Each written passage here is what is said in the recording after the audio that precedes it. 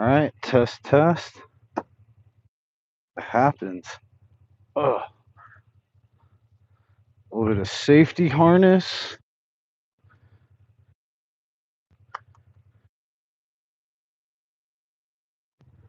Try not to piss off the neighbors.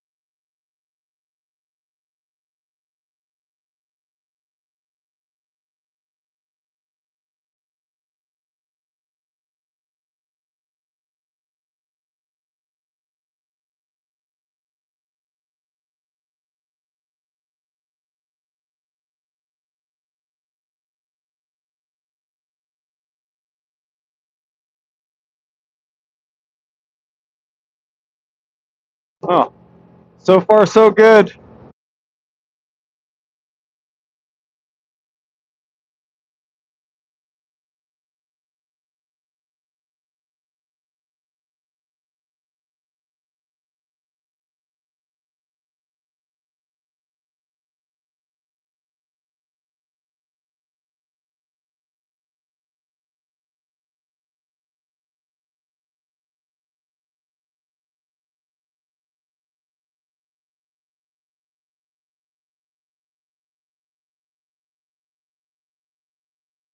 All right.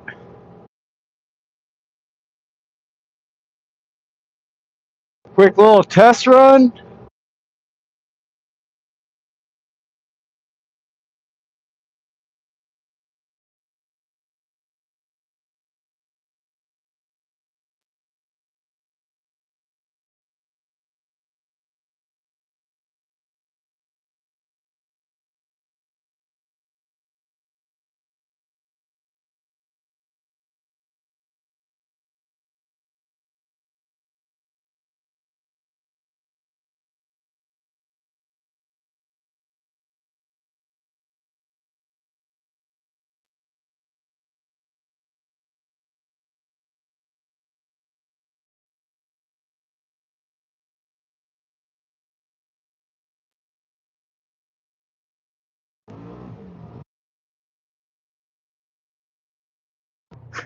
Oh, this thing is sick.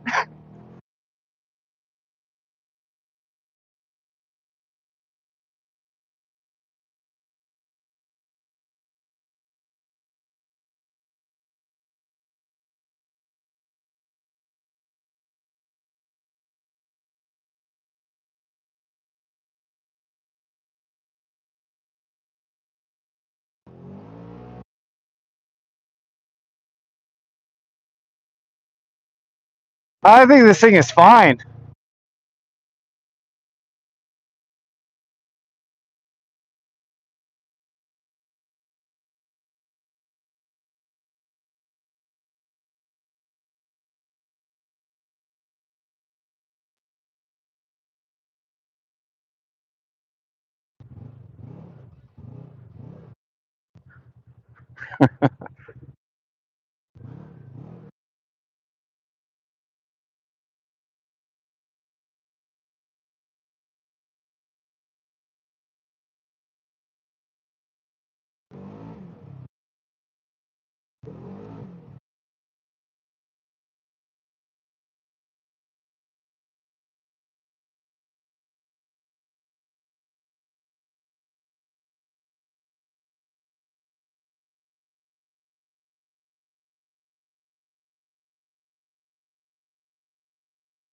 All right, I think that should be good.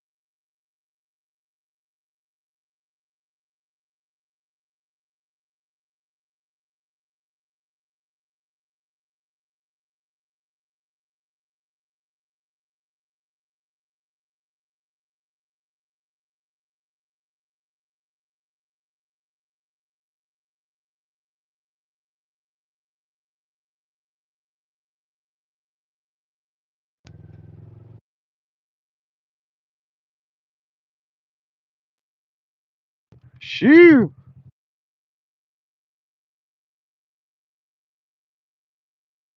I don't see any leaks or anything. Didn't catch on fire. Should be okay.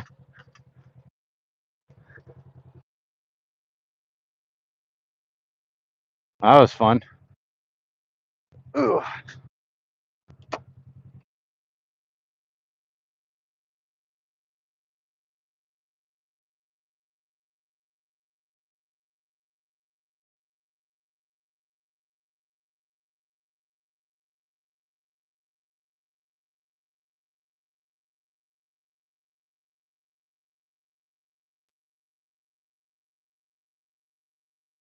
Nice.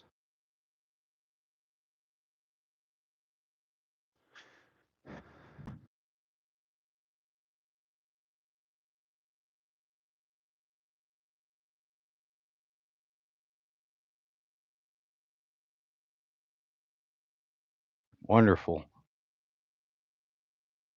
Oh, hey, who's a good boy?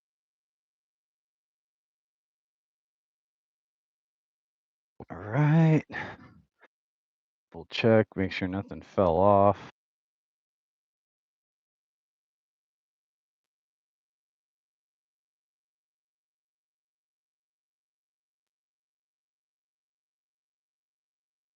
I mean, the bed is cracked, so it's probably gonna make a little bit of noise. Let's see. Don't see anything leaking out though.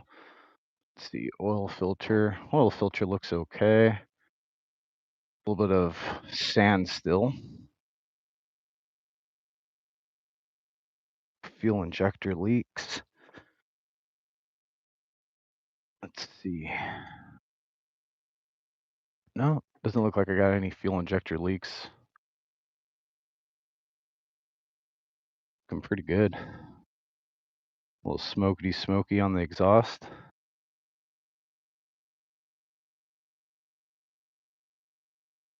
Actually looking pretty good. Double check the oil here. We tightened up all the fasteners, so everything felt nice and tight. No check engine lights, and I had full power.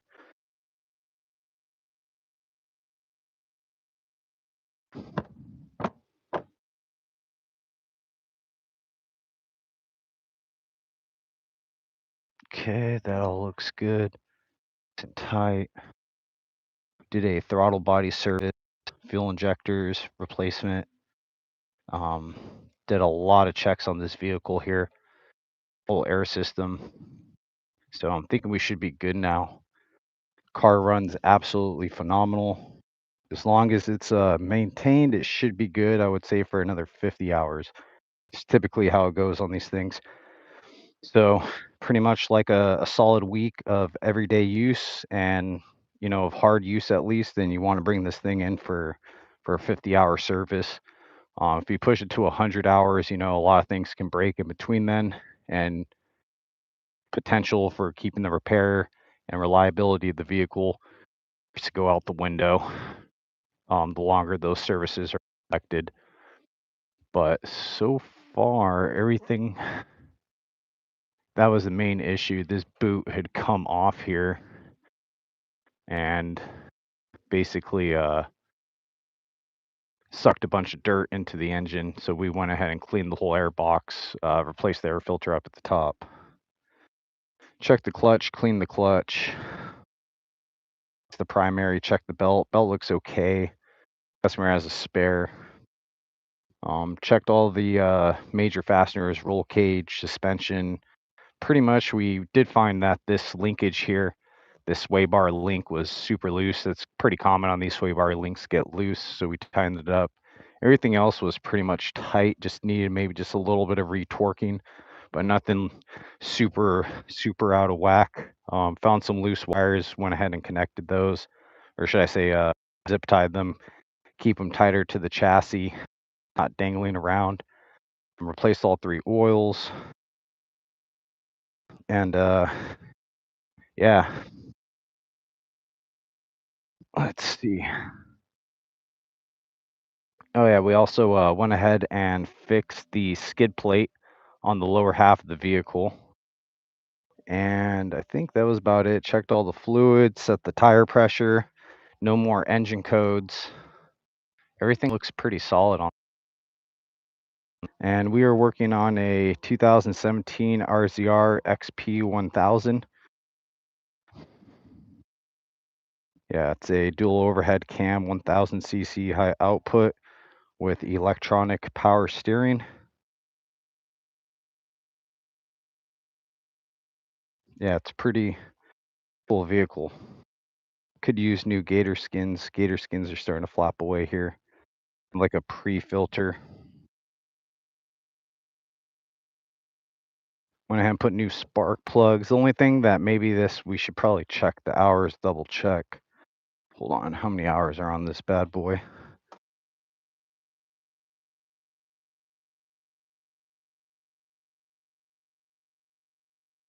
146 hours, so pretty much about 146 hours. Let's see, 2,044 miles. So 140, that's still considered low hours in my opinion. Usually like 100 hours on one of these off-road vehicles, as long as they've been maintained, typically they're going to be pretty good. And this one right here shows signs of, about 150 hours, but pretty well maintained in my opinion, since the customers used me for about the past few years now to maintain this thing. It's only been like a major service like every few years, the way he uses it. And so far everything's good. The compression's completely dialed. I would say maybe in like the next 50 hours, recommend a valve clearance inspection, see what those valves are looking like, and then probably do the whole thing again. Change all the fluids, air filter, clean whatever needs to be clean, tighten everything. Um, if the customer makes notes of anything going on with the drive, with the clutches, might be around that time to do a full clutch replacement, typically around 100 to 200 hours, depending on how the vehicle is driven. That's typically what I'm going to see. Sometimes sooner if it's been driven really hard. Those clutches and the belts just get chewed up. Um, so that's pretty much it. This bad boy is ready to go. I don't see any leaks. It seems to have full performance, 100% power, responds to the throttle the way I anticipate it to.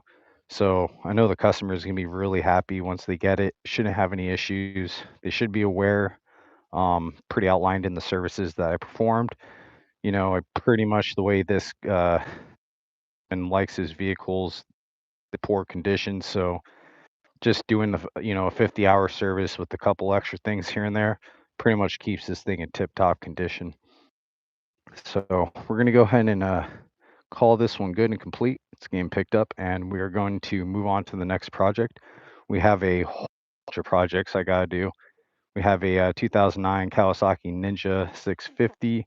We're also having a custom Harley Davidson. I think can't exactly remember who built it, but we have a custom Harley coming in.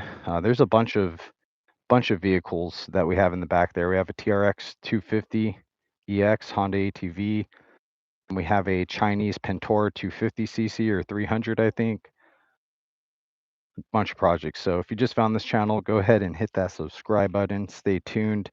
Give this video a like or a thumbs up, and stay tuned for the next one. Thanks for watching, guys.